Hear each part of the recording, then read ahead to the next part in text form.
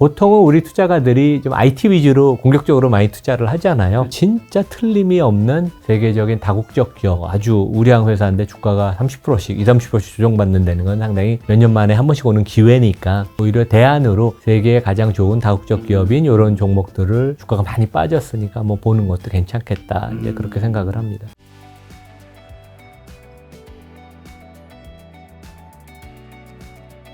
(2024년) 좀 주식시장 전망은 좀 어떻게 보시고 2024년에는 뭐 긍정적인 거는 여전히 남아있는 리스크 좀 어떤 것도 있다고 보시나요? 23년이 국내 시장을 가령 놓고 보면 내년에 경기와 기업이익이 턴어라운드 한 것은 약간 선반영한 성격이거든요. 그러니까 이제 우리 대표주 삼성전자를 보면 2022년 9월 말 10월에 바닥을 5만 원 초반대 치고 지금 이제 7만 한 3천 원까지 올라왔잖아요. 그러니까 아직 뭐 주가가 낮은 것 같지만 저점 대비는 한 40% 올랐습니다. 지금 바닥을 다지고 있는, 이미 뭐 바닥을 쳤을지도 모르죠. 삼성전자의 이익을 선반영한 거고, 실제 시장 전체로도 최근에 이제 정부에서도 좀 자신 있게 얘기하는 게 반도체를 중심으로 수출이 이제는 바닥을 쳤다. 저도 거기에 공감을 하거든요. 이제 우리 기울기는 아직 알 수가 없어요. 삼성전자 이익의 회복의 기울기도 알기가 어렵고 우리 수출의 회복의 정도도 알기가 어렵지만 이제 내년에 회복을 하는 것은 거의 뭐 확실하다고 보이기 때문에 그것이 이제 반영되기 시작한 거고, 아마 이제 그런 모멘텀은 그 유지가 내년에도 될 거예요. 근데 이제 결국 내년 주가를 결정하는 것은 이익 회복의 정도, 그것을 둘러싼 이제 뭐 리스크들이 어떻게 이제 전개되느냐. 그래서 어떻게 보면 올해보다는 그 퍼센티지로 따지면 주가 상승이 높지 않을 수도 있어요. 되게 주가가 최근에 뭐 그래도 꽤 올랐으니까 나름대로. 그래서 저점 대비, 그래서 올해와 비슷한, 시장 전체로는 크게 많이 오르진 않고 개별 종목별로 변화가 많은 그런 한 해가 되지 않을까 그렇게 생각을 합니다. 내년에 반도체 어쨌든 좋게는 보시네요. 그렇죠. 기울기는 어느 정도 왜냐면 우리가 이제 큰 시장을 놓고 볼 때 미국 시장이 어떠냐를 봐야 되고, 미국도 뭐 괜찮을 겁니다. 왜냐면 기업 이익이 내년에도 일단 경기 침체에 들어가지 않는다는 게 공감되고 저도 거기에는 동의를 하고, 국내 수출 경기가 되게 중요하거든요. 내년에 뭐 내수나 소비는 계속 안 좋을 텐데, 그래도 우리 시장에 포진되어 있는 대부분의 종목은 이제 대기업들 수출 종목들이 많으니까 수출은 내년에 회복을 어느 정도 보인다면 큰 흐름은 상승 기조가 이어진다는 것을 우리가 뭐 그렇게 생각하면 될 것 같습니다. 내년에는 그러면 다양한 자산이 있잖아요. 주식도 있고 부동산도 있고 채권도 있고 원자재, 뭐 현금, 금, 좀 어떤 자산의 수익률이 좀 좋을까요? 저는 이제 부동산은 안 좋을 걸로 생각하고요. 네. 왜냐면 그동안 부동산이 펀디멘털 대비 너무 많이 올랐고, 그러니까 정부가 약간 정책을 잘못한 면이 있어요. 그러니까 정부가 부동산이 급락하는 것이 겁을 내면서 가계대출을 계속 그 모기지 대출을 해줬거든요. 그래서 이제 개인들은 잘 알기가 어려우니까 집값이 더 올라가는 게 아닌가 걱정을 해서 급격하게 추격 매수를 해서, 최근에도 보면 금년에도 보면 부동산이 오르기 어려운 펀드멘털 상황인데 고금리로 전환이 됐는데도 대출을 받아서 이제 집을 사는 양상을 보여서, 내년에는 펀드멘털 관점에서 보면 너무 고평가가 돼서 서울의 일부 지역, 그러니까 로케이션이 좋은 데는 뭐 강보합이 유죄가 될 수 있겠죠. 그거는 이제 뭐 약간 독특한 국면이니까. 근데 시장 전체로는 부동산은 꺾였다고 보이고, 채권이 저는 금리가 내려가도 여기서 많이 안 내려가고, 미국도 그렇고 한국도 그렇고 어느 정도 이제 고금리는 고착화 된다고 보입니다. 그래서 지금 정도 금리면 뭐 원화 채권도 그렇고 달러 채권도 그렇고 일부 포트폴리오로는 편입할 만한 가치가 있지 않나 생각을 하고, 주식은 뭐 어차피 좋은 기업을 고르면 장기적으로 뭐 연 5에서 한 10% 정도 수익은 우리가 기대할 수 있으니까, 그런 면에 있어서는 뭐 주식을 갑자기 지금 최근에 이제 주가가 좀 회복을 보였으니까 지금 뭐 갑자기 엄청 많이 살 필요는 없지만, 주가는 좋은 기업을 중심으로 주가가 많이 빠지는 국면이 한 해간, 암만 좋은 기업도 1년에 1, 2년에 한 번씩은 한 20% 이상씩 하락하는 국면이 항상 있습니다. 이제 그럴 때 이제 뭐 대비해서 조금 현금 갖고 있다가 이제 그럴 때 이제 사면 되게 좋죠. 그러니까 애플 같은 종목도 20%씩 빠지는 국면이 항상 있어요. 삼성전자는 많이 빠질 때는 뭐 40-50%씩 빠지잖아요, 보면. 그러니까 이제 그런 국면이 있고 조정을 항상 받으니까 주식시장은 그렇게 선별적으로 내가 좋은 기업을 골라서 빠질 때마다 조금 적극적으로 사는 이제 그런 식으로 이제 생각하면 될 것 같습니다. 그리고 이제 시장에서는 사실 11월에 이제 공매도 이제 한시적 금지가 있었잖아요. 이거 이제 향후 시장에 더 영향이 좀 있을 건지랑, 그럼 공매도 이제 금지 상황에서 유리한 뭐 투자 방법 같은 거 뭐 이런 것도 있을까요? 20년 전에, 그러니까 이제 제가 그 삼성증권 리서치 센터장 상무를 하다가 이제 나와서 하도 주위에서 이제 외국 고객들이 제 이름은 이나무니까 이제 너의 그 개인 헤지펀드를 만들어라. 그래서 이제 제가 싱가포르에 가서 한국 사람 치고 어떻게 보면 처음으로 롱숏을 하는 해외 자금, 스위스 자금을 갖고 이제 헤지펀드를 운영을 했었어요. 그때 이제 모건 스탠리가 저희 그 프라임 브로커였고. 근데 이번에 그러니까 제가 공매도를 되게 잘 알죠. 그러니까 어떻게 보면 한국 사람 치고 거의 처음으로 롱숏을 한 사람이니까. 근데 지금은 되게 잘못된 정책입니다. 저도 언론에 몇 번 썼는데 공매도를 없앤다고 주가가 오르지는 않아요. 그러니까 일시적으로 오를 수는 있죠. 왜냐하면 수요 공급에 있어서 주식의 공급을 약간 빼니까. 근데 주식을 공매도 친 사람은 한국에서 반드시 그것과 반대되는 포지션이 롱이 또 주식을 산 사람들이 있고, 그다음에 공매도를 친 주식은 또 나중에 환매수를 하거든요. 커버링을 해서 다시 수요가 되기 때문에 학문적으로도 공매도가 주가를 빠뜨린다는 그런 증거는 전혀 없습니다. 그래서 이제 아마 뭐 정부나 정치권에서 잘못 이해하고 어떻게 보면 경제관료의 얘기보다는 이제 다른 잘못된 분들의 비전문가들의 얘기를 듣고 이번에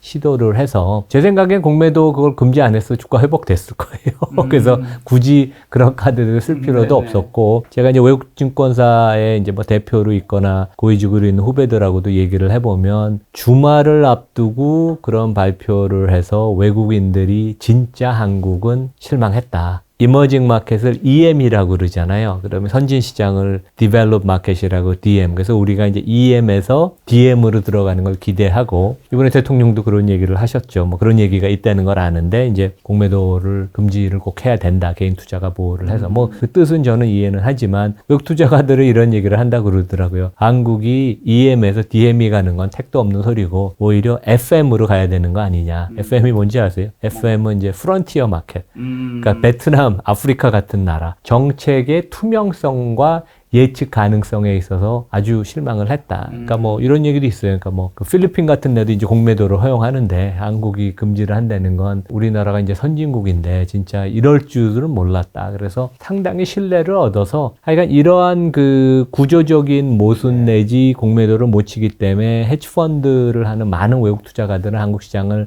떠나는 중이고 이미 떠난 사람도 있고 앞으로 더 규모를 줄일 거예요. 그러면 외국 투자가들의 한국 시장의 참여도가 떨어지면서 거래 대금이 많이 줄 겁니다. 이미 제 생각엔 줄기 시작한 것 같고 우리가 비용하는 가장 큰 코스트는 시장 유동성이 줄어들어서 한국이 되게 장점이 그거였어요. 우리가 다양한 산업이 되게 많은 나라고 일본보다는 작은 국가지만 일본 못지않게 다양한 산업이 있고 다양한 기업이 있고 시장의 유동성이 되게 풍부한 거래하는 측면에 있어서 근데 우리가 유동성이 준다는 것은 상당히 안 좋은 거거든요. 그래서 뭐 제 생각에는 내년 6월이라도 공매도 그 금지시킨 걸 좀 풀어서 정상으로 좀 가면 좋겠다. 이제 그렇게 생각을 합니다. 외국인 이제 좀 빠져나가면 내년 한국 증시는 6월까지 좀 안 좋을 수도 있을까요? 외국인들의 하여간 참여도가 적을 것 같고, 그러니까 이제 제 생각에는 한국 시장 전체를 사는 거는 상당히 자제를 할 것 같고, 개별 종목. 그러니까 이제 삼성전자가 메모리가 턴어라운드 한다 그러면 삼성전자를 한국의 반도체 기업으로 보는 게 아니고 그냥 세계 최고의 메모리 회사인 삼성전자를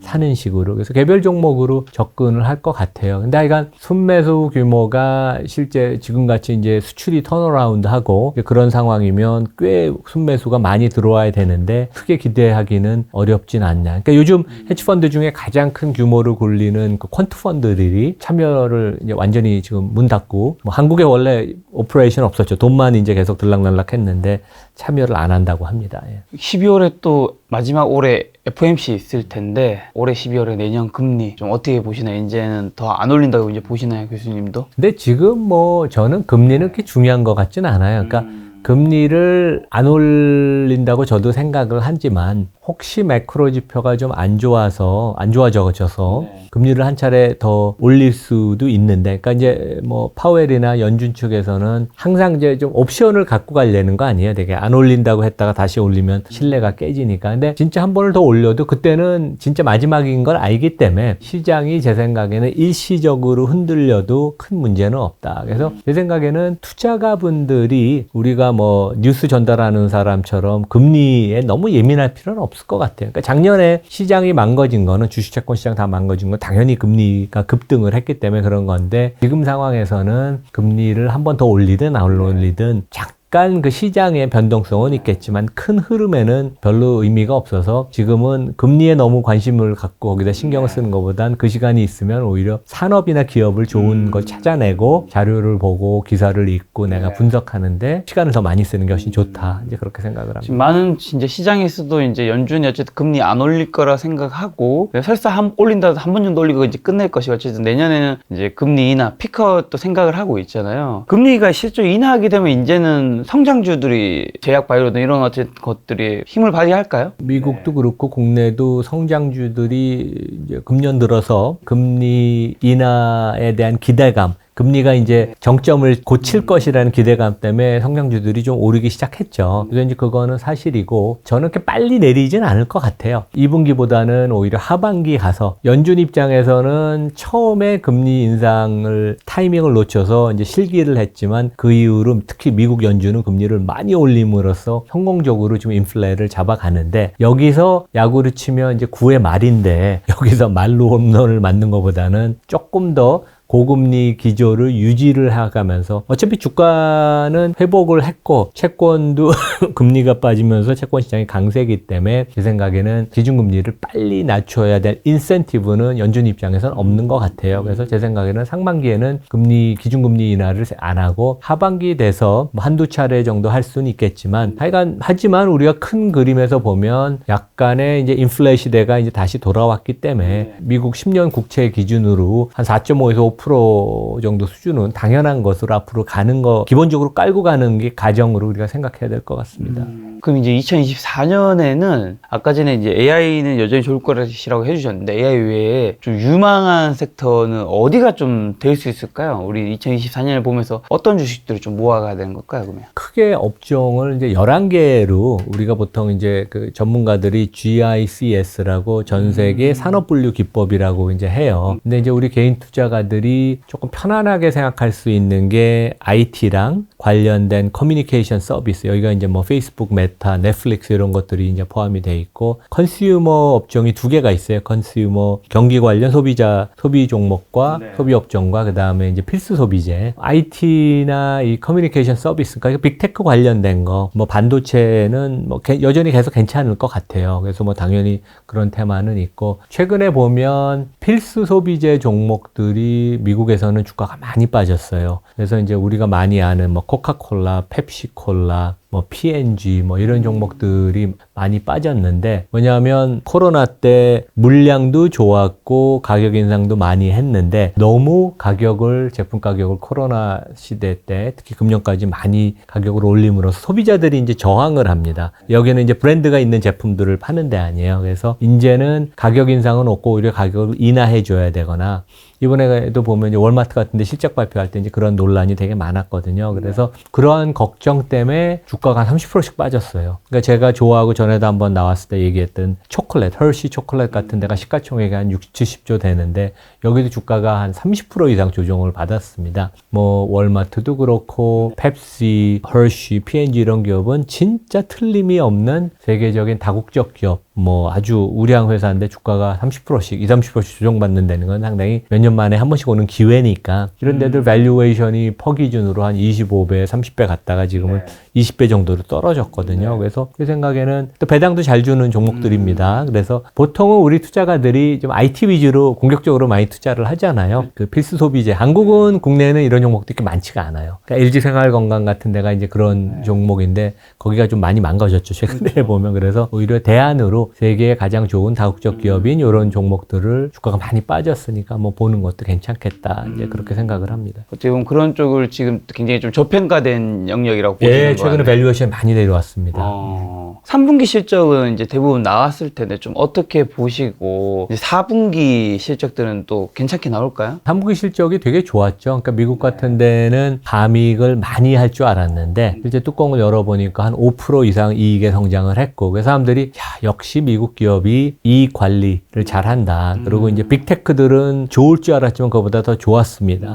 근데 이제 국내에도 괜찮은 것 같아요. 지금 3분기 실적들이 꽤 많이 나왔죠, 되게. 그리고 이제 4분기에 대한 가이던스도 있는데 국내도 이익이 확실히 바닥을 쳤고 꺾고 이제 올라가는 그런 모습을 보여서 제 생각에는 4분기 미국 실적뿐만 아니라 국내 4분기도 한번 기대해 볼 만하다. 그리고 그것의 연장성상에서 내년도 이익이 뭐 상당히 완만한 성장을, 물론 이제 반도체 같은 데는 급격한 회복을 보이겠지만 많은 부분을 우리가 또 알고 있으니까. 그래서 약간 이익에 대해서는 기대를 해볼 만하고, 내년에 가장 중요한 지표는 개별 기업 시장 전체 이익의 회복의 속도라고 이제 말씀을 드리겠습니다. 개별 기업 말씀해 주셨는데, 특히 이제 미국 증시를 교수님께서는 당연히 한국 증시보다 더 좋게 보시잖아요. 아까 언급해 주신 뭐 애플, 구글, MS, 테슬라 이런 종목도 살 수 있겠지만, 어떤 분들은 이제 뭐 QQQ나 SPY, SPY 같은 것들 사잖아요. 그 S&P 500이랑 나스닥 지수 추종하는 그런 것들 계속 꾸준히 모아 가시는 분들도 주변에 좀 있던데, 그냥 나는 어차피 주식 잘 모르겠고 그냥 나는 내 근로 사업소득 벌면서 그냥 계속 그쪽을 적금처럼 계속 살 거야 라는 분도 있던데, 이런 전략은 괜찮을까요? 뭐 지난 역사만 봤을 때는 그게 통용되긴 했지만. 그러니까 미국은 좋은 기업들이 워낙 많기 때문에 내가 주시장에 관심이 많고 공부할 여력이 되지 않으면 지수 ETF 사는 게 너무 좋습니다. 너무 좋네. 네네, 뭐 아주 훌륭하죠. 그래서 얼마 전에 일본 전문가가 일본 분이 오셔서 이제 제가 만날 기회가 있었는데 그런 얘기를 했어요. 한국은 우리가 개별 종목, 가령 테슬라를 우리가 2%를 들고 있다. 깜짝 놀라더라고요. 우리는 이제 개별 종목을 접근을 많이 하잖아요. 되게 미국도 자신 있게 IT를 많이 사고 막 그러는데, 일본은 그 개인들이 S&P 지수를 많이 산다 그러더라고요. 일본이요? 네, 그래서 이제 그게 뭐 블랙록도 있고 뱅가드도 있고 뭐 SSGA도 있고, 그래서 이제 이 그 상장된 S&P 500 ETF를 많이 사고, 국내도 뭐 이런 3대 자산운용사 미국 그 ETF를 살 수도 있고, 국내에서 또 우리 상장된 미국 시장 ETF도 있으니까. 그래서 이제 그것도 좋은 방법이고, 그다음에 이제 나스닥 QQQ도 괜찮습니다. 근데 이제 S&P 기준으로 한 ETF 사는 것보다는 리스크가 크니까 변동성이 좀 크다는 걸 아셔야 되고, 하지만 여기에 이제 레버리지를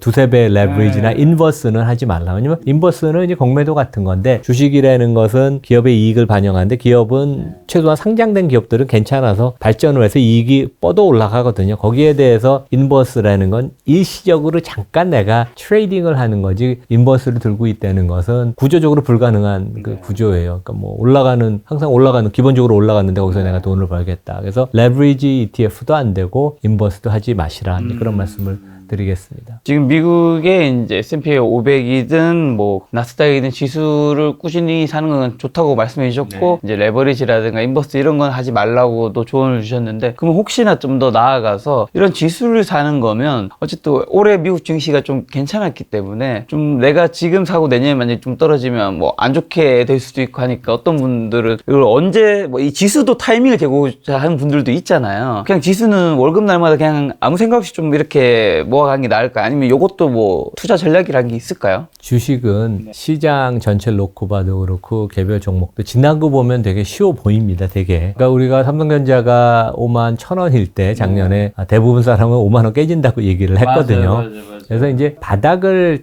정확하게 알고 팔아야 될 고점을 알기가 되게 거의 불가능합니다. 그래서 일단은 좋은 기업, 좋은 산업을, 좋은 기업을 고르는 게 좋고, 그 안에서는 너무 공격적인 추격 매수를 하는 거는 좀 안 좋아요. 왜냐면 항상 주가는 내재 가치가 이렇게 있으면 그것을 둘러싸고 심리에 따라서 고평가됐다가 저평가됐다, 이제 그런 과매수, 과매도 국면이 항상 있거든요. 그래서 주가가 좀 빠질 때 항상 하는 게 좋아요, 되게. 그래서 너무 이렇게 추격 매수는 하지 않고, 그 다음에 이제 뭐 제일 편한 거는 말씀하신 것처럼 월 똑같은 금액을 갖고 뭐 시장 ETF 같은 거 사는 것도 되게 좋다. 제가 서울시청에 전에 강연을, 거기도 투자 무슨 동아리가 있더라고요. 그래서 제가 한번 가서 그 어레인지 하신 젊은 분이 애플 주식을 매달 자기 한 주씩 산다.